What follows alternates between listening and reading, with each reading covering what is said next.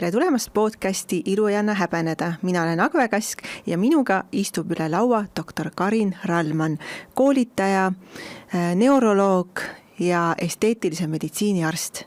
Tere tulemast! Tere tulemast! Rõõm sind näha siin, seekord mitte kliiniku ruumides, hoopis podcasti ruumis ja täna meie räägime siis Sculptrast, Radiessist, nii-öelda siis biostimulatsioonist. Karin, sina oled suur fänn biostimulatsioonile. Kas oled? Olen. Oled. Ja miks see nii on? No biostimulatsioon on minu jaoks selline esteetilise meditsiini metoodika, mille käigus me saame midagi teha hästi naturaalselt ja tulemused on hästi naturaalsed ja loomulikud. Ja kõik, mis on selline oma keharakkusid mõjutav, on minu jaoks väga oluline. Mitte, et me midagi ainult juurde paneme või ära võtame, vaid me midagi stimuleerime, midagi, mis on organismile vajalik, mis on kasulik. Et sa mõtlesid seda, et jääb loomulik välja nägema, et näiteks täitesüstidega me ju oleme näinud ka väga palju selliseid tulemusi võib-olla meedias, mis on hirmutavad ja hirmujutte on ka siis nii Sculptra kui Radiessi osas ja siin ma tahakski kohe küsida, mida siis inimesed on ka väga palju küsinud, et kui sa nüüd teed endale biostimulatsiooni, lased teha endale näole, siis kas sa oled kandidaat ikkagi faceliftiks ka või sa oled nagu maha kantud, et sa ei saa enam mitte kunagi endale facelifti lubada? No see on müütidest üks sagedasemaid, mida me oleme kuulnud, et kas ma saan minna pärast lõikusele või kas ma saan enam üldse mingeid täitesüste kunagi teha, et me seda tõesti kuuleme küsimusena oma patsientidelt, et ma võin öelda, et pärast biostimulatsiooni protseduure on see siis kaltsiumhüdroksüapatiit ehk Radiessi preparaat või on see siis polu-LLA ehk siis piimhappe preparaat, kui me süstime neid preparaate või kui on polukaprolaktoon preparaat, näiteks LNC, et pärast neid protseduure ei ole vastunäidustatud minna näiteks facelifti tegema. Küll aga peab kindlasti ootama selle protseduuriga või selle operatsiooniga, et soovitavalt ikkagi aasta peaks olema vahet faceliftil ja biostimulatsiooni protseduuril. Ma mõtlen, et võib-olla räägime sellega lahti, et me läksime kohe müütide juurde, aga et inimesed, need, kes veel ei tea, mida see biostimulatsioon nii-öelda lihtsas keeles teeb, et mis vahe on siis täitel ja biostimulatsioonil? No biostimulatsiooni protseduur tähendab seda, et me süstime nahka või nahaalusesse koesse preparaate või mingeid aineid, mis stimuleerivad naha enda rakke, eelkõige fibroplaste, tootma kollageeni, elastiini, et need kollageeni süntees suureneks, et kollageeni kvaliteet oleks parem ja selle tulemusena tekib siis selline nahka pinguldav efekt või volüümi andev efekt, me saame muuta näo kontuure või erinevaid piirkondi anda volüümi juurde hästi naturaalsel moel. Täiteained, vastupidi, on preparaadid, mida me süstime konkreetselt eesmärgiga taastada volüümi. Ja neil on täiesti erinev nagu eesmärk. Aga kumba pidi sina soovitad, et näiteks mina olen nüüd patsient, tulen sinu juurde, Karin, ja küsin, et kumba siis sa soovitad mulle enne teha, et kas nüüd alustame täitesüstist või siis biostimulatsioonist? Kõigepealt ma ütlen alati, iga patsient on väga eriline ja hästi individuaalne peab olema see lähenemine patsiendile.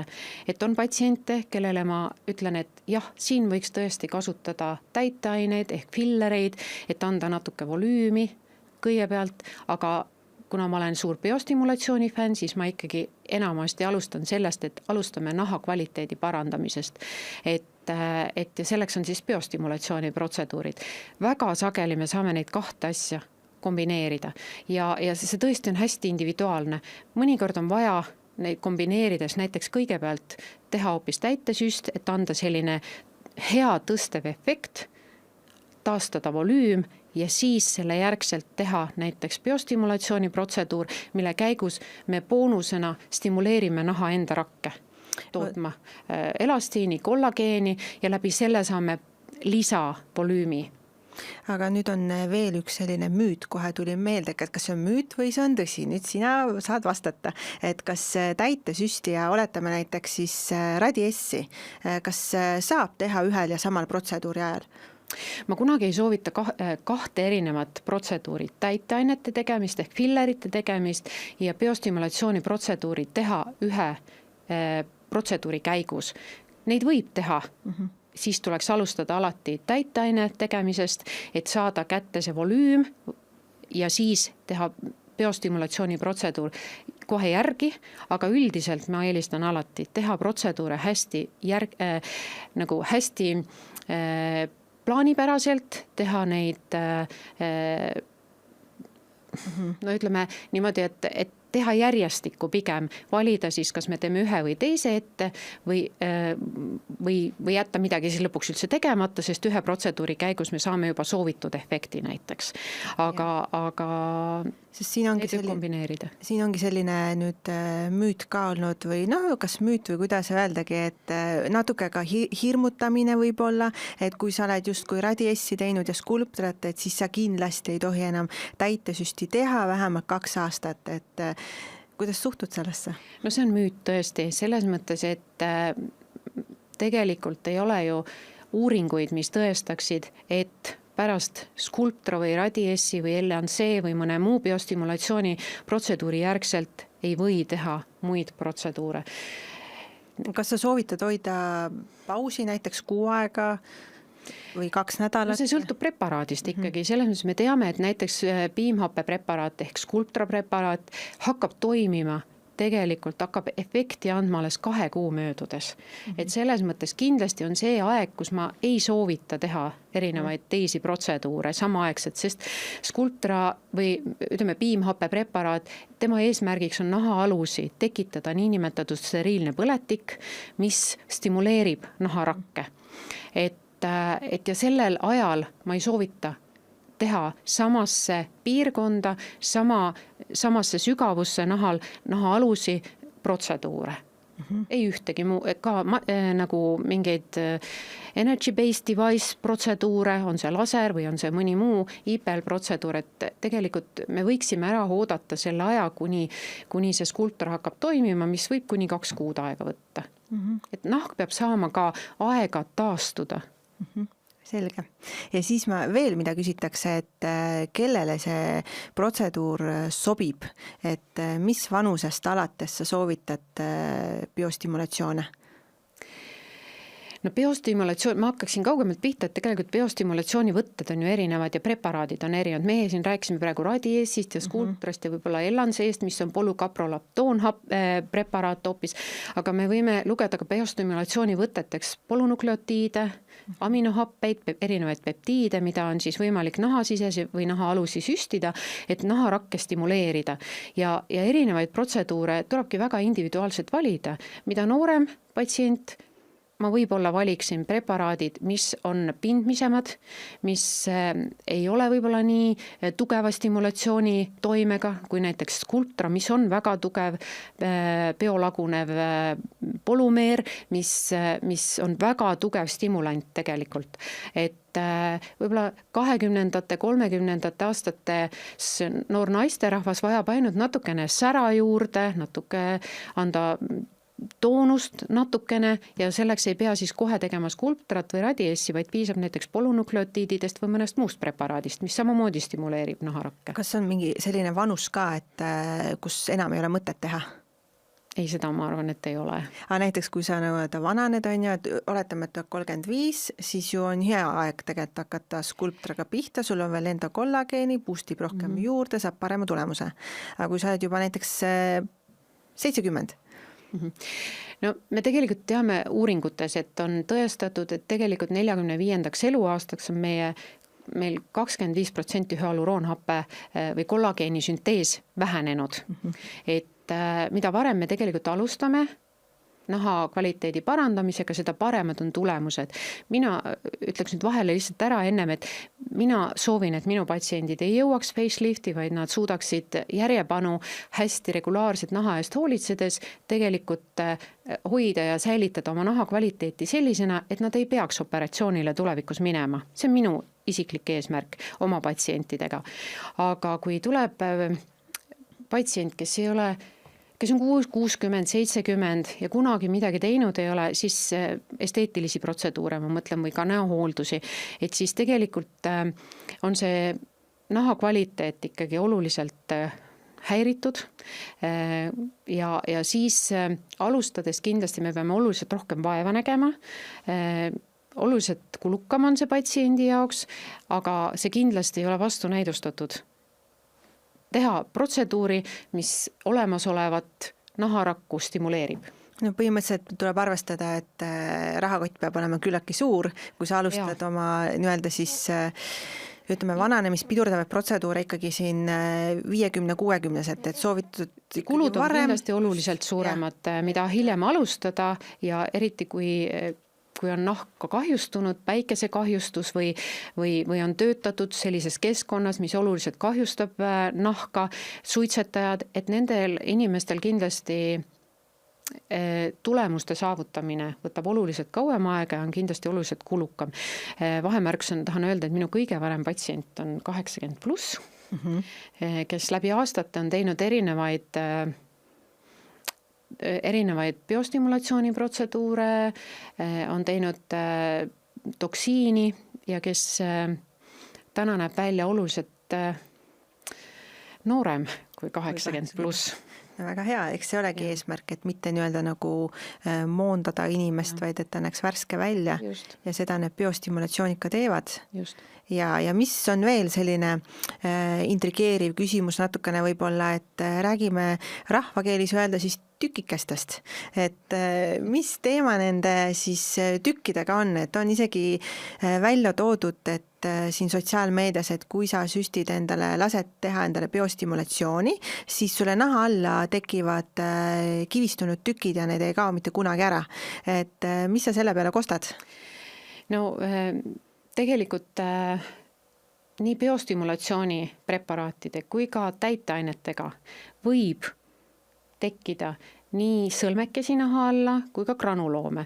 Et see ei ole ainult biostimulatsiooni preparaatidega seotud, vaid ka samamoodi fillerite ehk täiteainete korral kuni 1% patsientidest on kirjeldatud väikeste sõlmekeste ehk noodulite teket nahaalusi. Et no kui me võtame kirjanduse alusel, siis tegelikult võib-olla piimhappepreparaadid põhjustavad 1-7% noodulite teket kogu protseduuride hulgast. Hyaluroonhappe ehk täiteainete korral kirjeldatakse samamoodi, on leitud 1% noodulite teket. Kui me süstime nahaalusi silikooni, siis see protsent on ikka oluliselt kõrgem, väga kõrge riskiga noodulite ja granuloomide tekkeks. Aga võt ongi see küsimus, et ma nüüd sega vahel, et aga miks need tekivad? Et selles mõttes ju on kirjandusest, kui panna nüüd otsingusse Sculptra või Radies, siis patsiendid, kliendid lähevad guugeldama, leiavad, et ahah, et need on ikkagi tekkinud tüsistused, et tekib hirm nahka, aga miks see on juhtunud?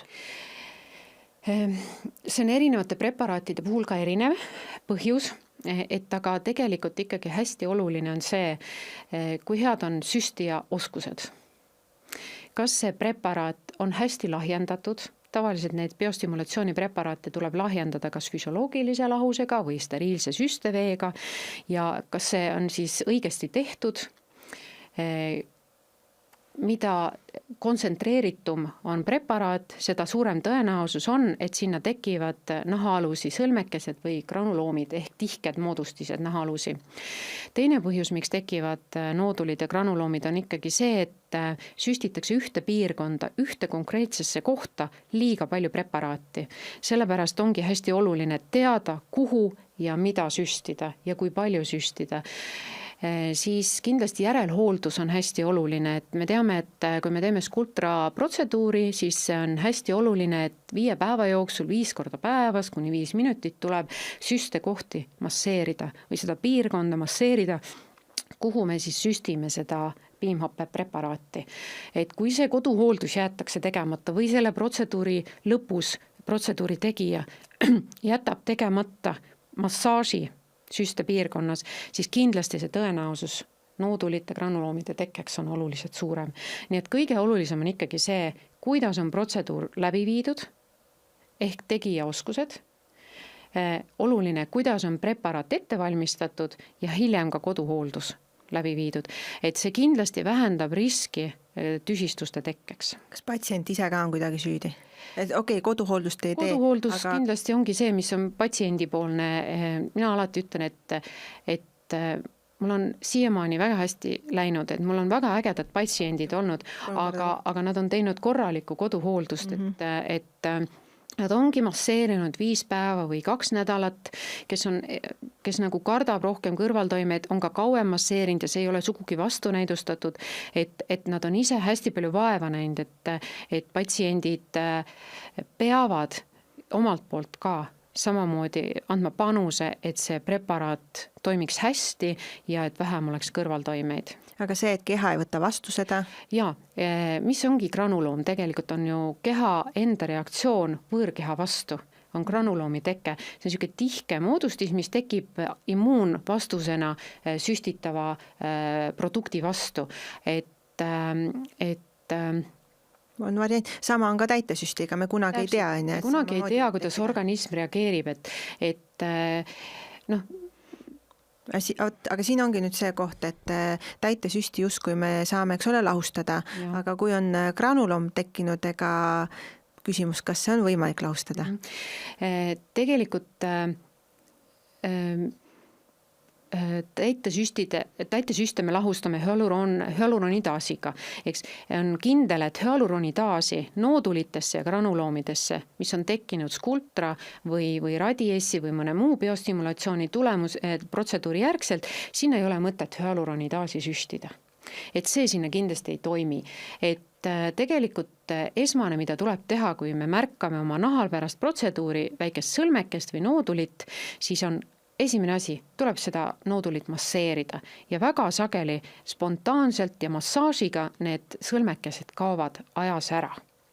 Teine asi, mida me tegelikult teha saame, et on uuringuid läbi viidud, et tegelikult ka kortikosteroidid ehk hormooni süstimine täpselt näiteks granuloomi sisse võib anda efekti, aga väga oluline on, et seda hormooni ei süstitaks naha sisse, et me teame, et nahk võib hüperpigmentatsioon võib sinna tekkida või sissetõmbed, et see tegelikult on hästi vajalik, et see hormoon läheks just sinna sõlme või granuloomi sisse. Ja mõnikord näiteks kaltsiumhüdroksüapatiidi preparaatide korral on mõistlik ka füsioloogilise lahusega see piirkond läbi justkui voolutada. Et see on juba tehniline oskus, mida tegelikult erinevate koolituste käigus peaks siis süstija selgeks saama ja omandama. Just. Ja täitesüstide aspektist ka, et ma tahtsingi välja tuua, et meie Karin ju sinuga nägime ka täitesüsti järgset granuloome, mis oli huulepiirkonnas, et olen tõesti näinud patsienti, kellel on 15 aastat tagasi tehtud täitesüsti huulde ja see on tegelikult migreerunud sisuliselt nina ja huule vahele ja see on tänaseks päevaks kivistunud, et see ei ole ainult tegelikult biostimulatsiooni probleem, et kui see võib sama hästi tekkida ka täitainete korral. Jah, et sinna ma tahtsingi jõuda, et iga protseduur on ikkagi risk ja patsient ikkagi peab teadma, et mis need riskid on ja spetsialist ju peab teadma, mida teha. Aga mina arvan, et patsient teab ainult siis, kui hea spetsialist talle seda ka seletab. Mis on protseduuri eesmärk, milline see protseduur välja näeb, et ja mis on kõrvaltoimed või mis on tüsistused, et ma arvan, et iga patsienti peab sellest informeerima ja kõige tähtsam on see, et patsient pärast protseduuri ei jää üksi, vaid tal on võimalik võtta ühendust oma protseduuri tegijaga, kes peab siis selle probleemiga ka tulevikus tegelema. Ja ikkagi ma rõhutaks ka, et kui minna protseduuri tegema, siis tuleb ikkagi minna tegija juurde, kes on protseduuri õppinud ja seda igapäevaselt ka teeb. Jah, et ei tasu ka hirmutada. Ja mis ma veel tahtsin küsida, kui me selle protseduurini nüüd jõudsime, mida siis kliendid peaksid teadma, et enne kui nad protseduurile tulevad, mida nad võib-olla ei tohiks olnud teinud või mida nad ei tohiks teha enne protseduuri? No kindlasti peaks keelduma protseduuri tegija protseduuri tegemisest inimesele, kellel on äge infektsioon ehk siis mingi põletik või haigus samal ajal. On see palavik, on see ülemiste hingamisteede mingi infektsioon, on see äge herpes näopiirkonnas, seal kohas, kus me ikkagi plaanime seda protseduuri teha, et need on esmased asjad, kui on äge näiteks päikesepõletus või me oleme korduvalt saatnud ära patsiente, öeldes, et täna me seda protseduuri siiski ei tee, et on mingi äge infektsioon või on mingi trauma või midagi muud, mis on tegelikult äge patsiendi jaoks, sest me tegelikult oma protseduuriga ju mõjutame siiski ka inimese immuunsüsteemi mõnes mõttes, hästi lokaalselt küll, aga et see koormus organismile oleks väiksem. Ja kui protseduuri päev on, siis millega ta peab arvestama, et mõni küsib, et mitu päeva ma pean ennast siis vabaks võtma töölt? Kui me räägime biostimulatsiooni protseduuridest, siis tegelikult tahaks öelda, et elu tuleb täpselt elada nii edasi, nagu me ei oleks midagi teinudki, aga päris nii me ei saa. Paraku kõik protseduurid, mida me teostame nõela või kanüüliga, naha alusi või naha sisse, võivad põhjustada niinimetatud sinikaid ehk hematoome. Et see on võib-olla kõige sagedasem, mida me siiski näeme, et võib-olla sellest me alati hoiatame patsienti, aga tegelikult patsiendid ei ole selleks sageli valmis, et see sinikas ikkagi sinna silma ümber tekib või oimupiirkonda tekib, ükskõik kui ettevaatlikud me oleme, et see on see, millest peab patsient teadlik olema ja mida me sageli ka ära hoida ei saa. Teine asi, võib-olla sellel samal päeval võib inimene märgata, et nägu on natuke turses või mõni on rohkem, mõni on vähem, aga üldiselt biostimulatsiooni protseduuri käigus me paneme naha alusi, nagu ma ennem ütlesin, lahjendatud preparaati, kas füsioloogilise või steriilse veega lahjendatud preparaati, mis on oma mahult päris suur ja esialgu võib tunduda, et ma olen justkui turses, aga tegelikult on see vedelik, millega me see preparaadi sinna naha alla viime. Et see ei olegi sageli turse, vaid see ongi see, mida me oleme tegelikult oma protseduuri käigus ju teadlikult teinud. Et me suurendame korraks nagu mahtu, see vedelik sealt nahaalusi kaob ära ja järgmine hommik tavaliselt patsient ütleb, mul polekski nagu mitte midagi tehtud tegelikult, et see vedelik on ära imendunud. Et sageli ei ole see ka veel turse, aga on inimesi, kellele tõesti mõni protseduur võib rohkem turseid põhjustada kui mõnele teisele. No, minule sa tegid skulptorat, sa oled teinud mulle radiessi ja tegelikult ütleme nii, et ega samal päeval, kui on protseduur tehtud, ka paljud patsiendid näevad täiesti tavalised välja, saab minna isegi tööle, kõike teha, aga võib-olla see järgnev päev oli, kus ma siis ise märkasin, et ikkagi nägu on turses, et oleks natukene selline nagu hästi süüa saanud. ja see oli mul kuskil nädalakene. Et aga see ongi hästi individuaalne, et on need, kellel kipuvadki tursed silmaalusi või laugudes suuremad olema, näiteks mõne teise protseduurigi järgselt, et see on hästi individuaalne, et enamus patsientidel tegelikult võib-olla ei ole neid kirjeldatud kaebusi, võib-olla pigem on seda, et patsiendid kirjeldavad, et kui ma nüüd pean masseerima protseduuri järgselt, et ma tunnen, et nahaalusi midagi krudiseb, et see ongi see vedelik, mis tasapisi imendub nahaalusest koest ja see võib niisugust ebamugavustunnet põhjustada. Hell võib ka olla. Ja kindlasti võib ka hell olla, sellepärast, et me nahaalus ikkagi tegelikult traumeerime seda nahaaluskude. No vot ongi, kes kui hellik on, et kui me siin räägime oma patsientidele, et masseeri 5 korda päevas 5 päeva jutti, siis ma mõtlesin esimesel päeval, et issand jumal, kuidas nad seda teevad, et see nahk on ikkagi päris hell, aga jällegi see on nii individuaalne. Mõni ju ei tunne midagi, kõik on nagu, läheb vanaviisi edasi. Aga siis on ka see, et osad ootavad tulemusi ju kohe, aga need ei tule. Millal need tulevad, Karin? Et ma olen alati öelnud oma patsientidele, et biostimulatsiooni protseduurid on kannatlike inimestele mõeldud protseduurid. Et kui me tahame kiiret tulemust, siis tuleb midagi muud teha. Kõigepealt ja siis võib-olla siis, nagu me ennem rääkisime, mis see midagi muud oleks sinu? No, kõigepealt, kui me ootame, et meil tuleks kiire efekt, kui me tahame tõstvat efekti, siis me loomulikult peame pakkuma, et meil on võimalus teha täiteaineid, mis annavad kiire sellise tõstva efekti, volüümi taastava efekti. Aga biostimulatsiooni võtted preparaadid tegelikult hakkavad toimima alles 1 või 2 pärast, me näeme esimesi nahastruktuuri muutusi tegelikult. Ja mis need on, mida patsient siis näeb? Millal ta näeb? Ta tahab ju näha, patsient maksab, ta tahab näha.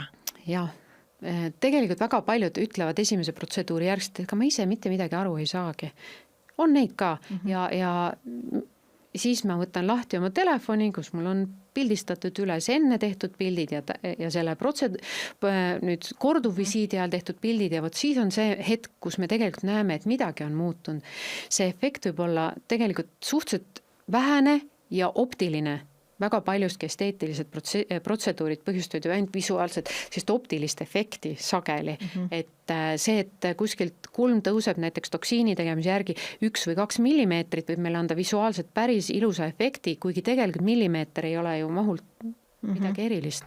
Et tegelikult märgatakse võib-olla seda efekti ikkagi siis, kui me vaatame fotodelt, et mis siis muutunud on.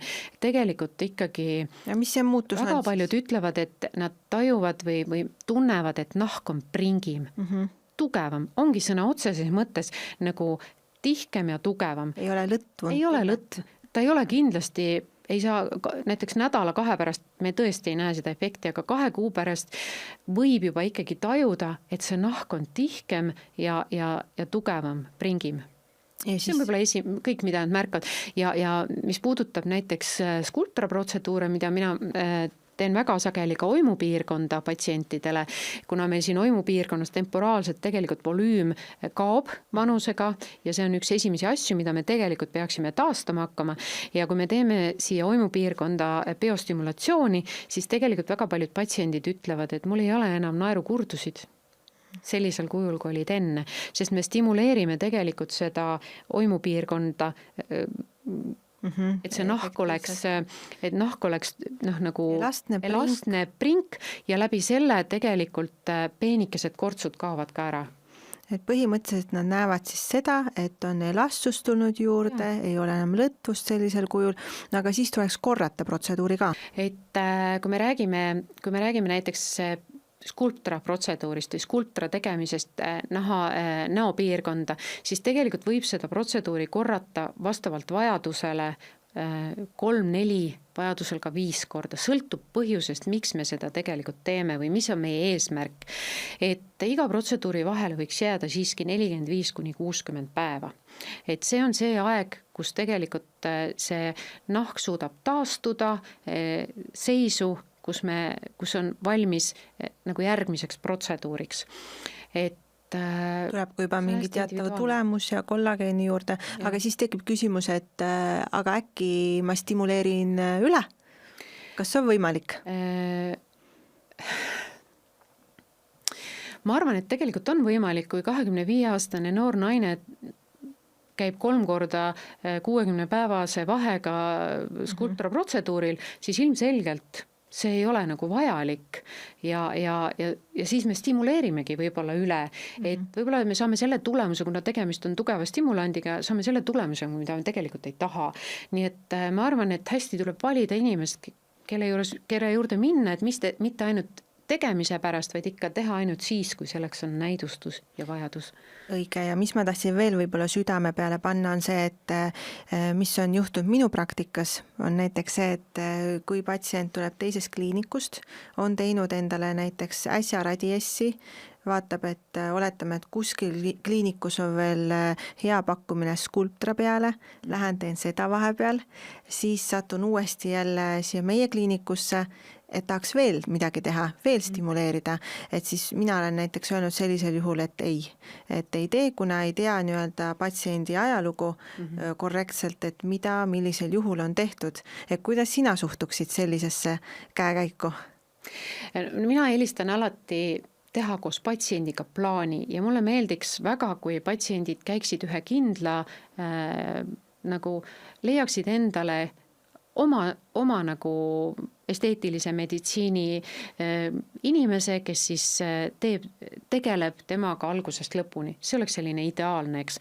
Aga paraku see nii on, et kord käiakse ühes kohas, teises kohas, see on sageli sõltus sellest, kus mingid protseduuri pakutakse soodushinnaga või on mingid kampaaniad, et liigutakse ühest kohast teise ja ma tegelikult ei pea seda õigeks, et kui tehakse stimulatsiooniprotseduure, siis need on piisavalt invasiivsed, piisava suure riskiga, et neid võiks teha siiski ühe spetsialisti juures. Ma rõhutaks seda eelkõige, et aga kui inimesed käivad, tõesti on teinud ühte või teist preparaati erinevates kliinikutes, siis ma siiski tahaksin teada, kus ja mida on tehtud, ennem kui ma otsustan, et kas mina omalt poolt saan midagi teha või mitte.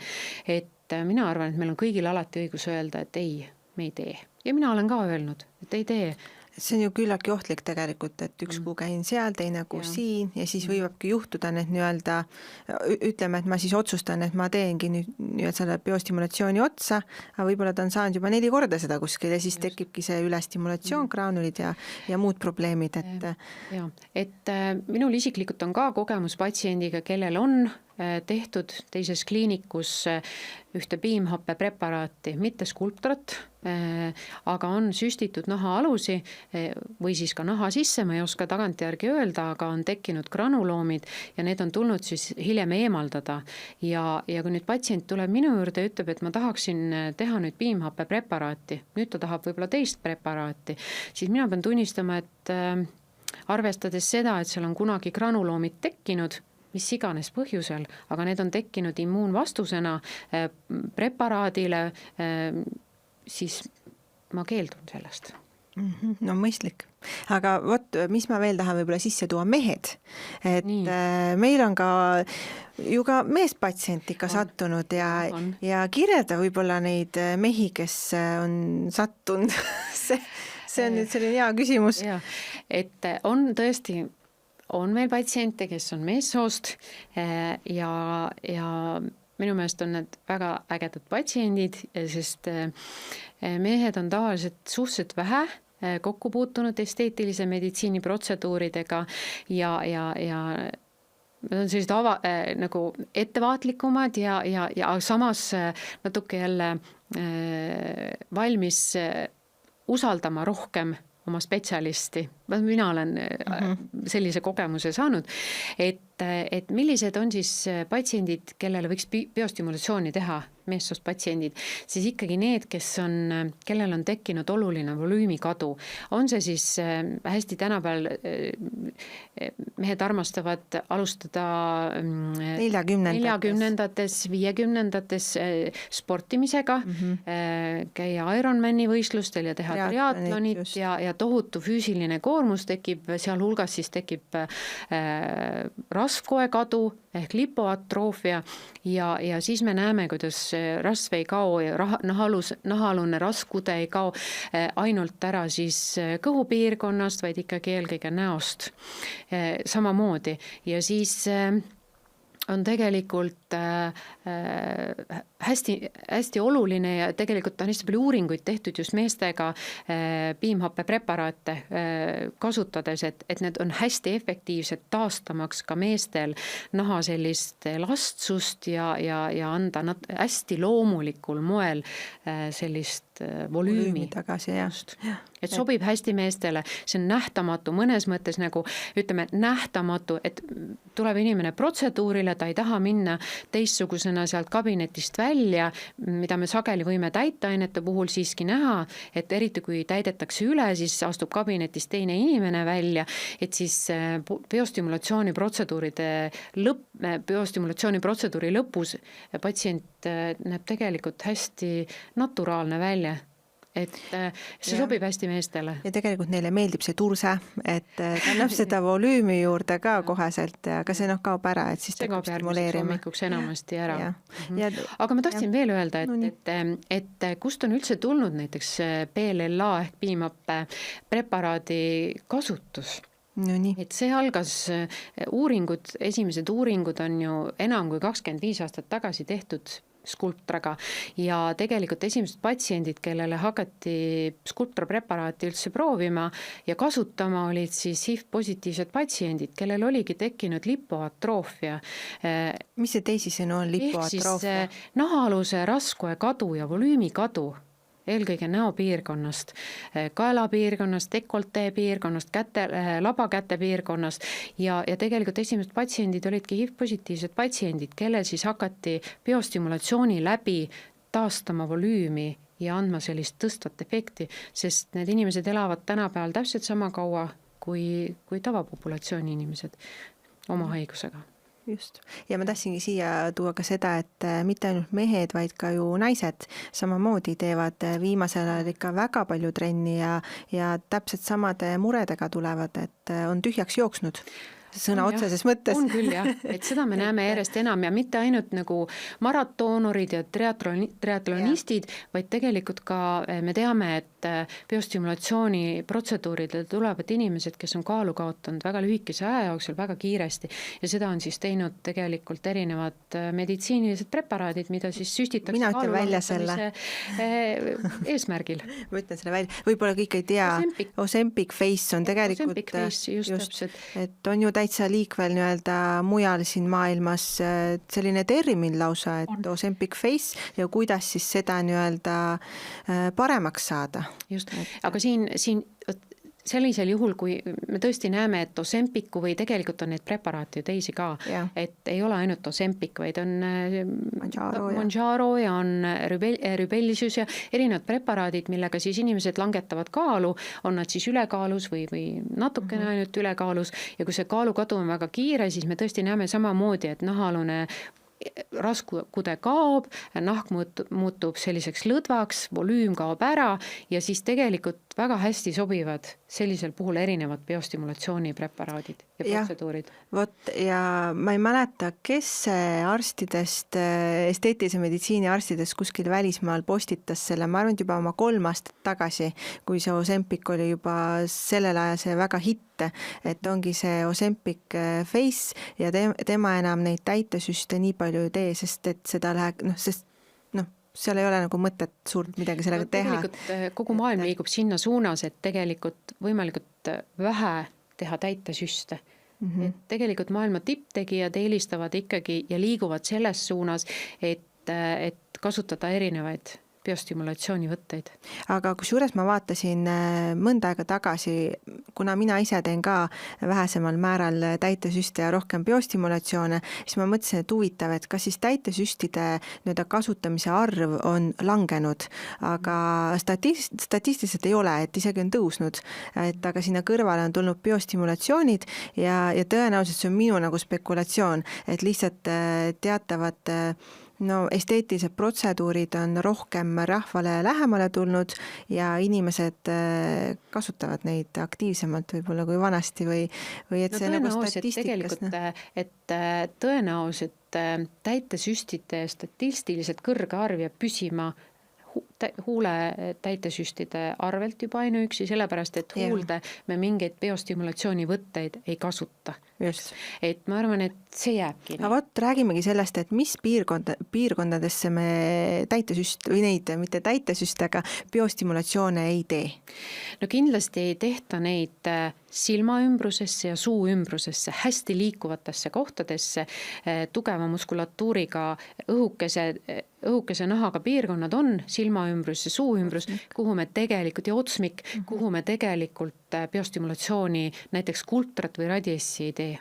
Aga ülejäänud kehale kõike saab igale poole teha? Igale poole, no mitte päris igale poole, aga tegelikult on näidustatud nii nägu, kael, dekoltee, labakäed, tuharad, olen teinud ka põlved, reiepiirkonda,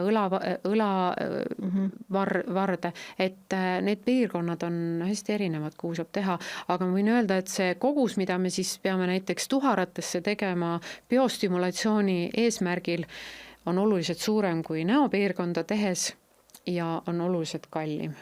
Seetõttu tehakse seda ka kindlasti oluliselt harvem. Pigem on siis, et jõusaali ja kükke tegema. Et seda tuleb nagu nii teha.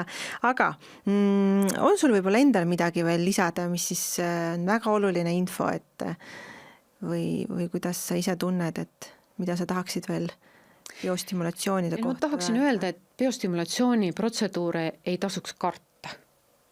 Nad on sageli vähem ohtlikud kui täitesüstid.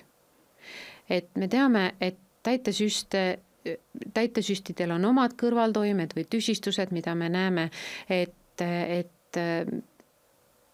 need hirmutavad, aga inimesed siiski julgevad neid rohkem teha kui sageli või müüte on rohkem biostimulatsiooni preparaatide ümber kui täiteainete ümber. Mulle tundub, et tegelikult see ei ole päris nii, et täiteained on nüüd ohutumad kui biostimulatsiooni protseduurid, et ma tahan öelda, et neid protseduure ei tasuks karta. Tuleb alati rääkida kõik asjad oma protseduuri tegijaga lõpuni läbi, et alati võib rohkem küsida. Aga ma nüüd küsin sellise küsimuse su käest, et kui sul oleks endal valida, et millist protseduuri sa saaksid endale elu lõpuni teha, siis ma botuliini toksiini ei küsi. Ma pigem nagu tahakski selle täitesüst või biostimulatsioon. Ei no mina, nagu sa alustasid, ma olen biostimulatsiooni fänn ja kindlasti ma valiksin selle. Jah, selge. No hästi, aga igal juhul ma arvan, et me saime sellise lühikese ülevaate ära teha biostimulatsioonidest, kuigi sellest oleks veel palju rääkida, et võime teha jätk number 2, sest neid biostimulatsioone preparaate on ju veel erinevaid, on ju. Et igal juhul aitäh sulle, doktor Karin Rallmann, koolitaja ja neuroloog, et sa siia tulid ja ma loodan, et paljud said sellest podcastist ka võib-olla abi ja teatavad hirmud võib-olla minetatud ja kui ei ole, siis saate tulla Ilukliinik Noor doktor Karin Rallmanni vastuvõtule või kellegi teise spetsialisti juurde, et siis saame lähemalt rääkida. Just ja vaatame, kas sobib protseduuriks ja alati saame läbi rääkida riskid ja kõik positiivsed ja negatiivsed küljed, mis võivad nende protseduuridega kaasas käia. Just. Mina ka tänan sind kutsumast. Tahtsingi öelda kohtumiseni. Kohtumiseni.